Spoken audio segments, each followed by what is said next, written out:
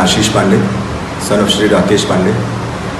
आप मुझे पहचान रहे होंगे, पिछले 4 दिनों से मीडिया ट्रायल मेरे ऊपर जो चल रहा है पूरे हिंदुस्तान में, और ऐसा मुझे प्रोजेक्ट किया जा रहा है कि जैसे मैं कोई टेररिस्ट हूँ और वांटेड हूँ और पूरे देश की पुलिस मुझे ढूंढ रही है। मेरे लिए लुकआउट सर्कुलर जारी किया गया है। जी हाँ, मैं इसको डिनाई नहीं कर रहा हूँ कि उस दिन रात को एक घटना हुई थी। मुझे इसकी जानकारी 2 या 3 दिन बाद पता लगी थी जब वो वीडियो वायरल हुआ, लेकिन उस घटना को सिर्फ एक पक्ष के द्वारा ही दिखाया जा रहा है, उनके समर्थन में दिखाया जा रहा है। अगर इसको पता लगाया जाए कि उस दिन रात को क्या हुआ था, सीसीटीवी फुटेज दिखाया जाए, ये देखा जाए कि लेडीज़ टॉयलेट में कौन घुसा हुआ था, वहाँ से बाहर निकल के किसने किसको धमकी दी थी। जी हाँ, ये भी सारी चीज़ें देखने वाली हैं। जब बाहर निकले, मैं उसको भी मानता हूँ कि मैं गाड़ी से सुरक्षार्थ अपना लाइसेंस वेपन लेके गाड़ी से निकला था। मैंने ना उसको दिखाया है, ना उसके ऊपर ताना है। वेपन मेरे पैर के पीछे साइड में पूरे टाइम मेरे साथ था।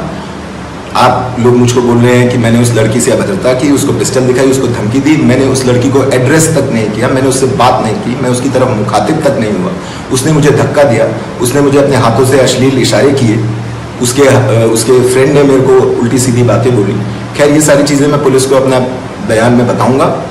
दूसरी रही बात, मुझे अपने देश की न्यायिक प्रक्रिया में पूरा भरोसा है। मैं उसके थ्रू ही अपना सरेंडर करूँगा। एक पॉलिटिशियन का बेटा होना या एक पॉलिटिशियन का भाई होना कोई गुनाह नहीं है इस देश में। मैं अलग से एक बिजनेसमैन हूँ, अपना बिजनेस करता हूँ, हैवी टैक्सेस फाइल करता हूँ, पिछले 20 साल से कर रहा हूँ। मेरे खिलाफ आज तक ना तो किसी को थप्पड़ मारने की रिपोर्ट है, ना ही किसी के कोई सिविल केस भी मेरे ऊपर नहीं है कि मेरा किसी से कोई विवाद चल रहा हो किसी सिविल केस का। जहाँ तक रही लाइसेंस की बात, मेरा लाइसेंस ही वेपन है। पिछले 20 साल से मेरे पास वो लाइसेंस है। मेरे खिलाफ आज तक उस लाइसेंस को लेके या मैंने कोई बदतमीजी करी हो किसी के साथ या किसी के साथ कोई अभद्र व्यवहार किया हो, ऐसा कभी आज तक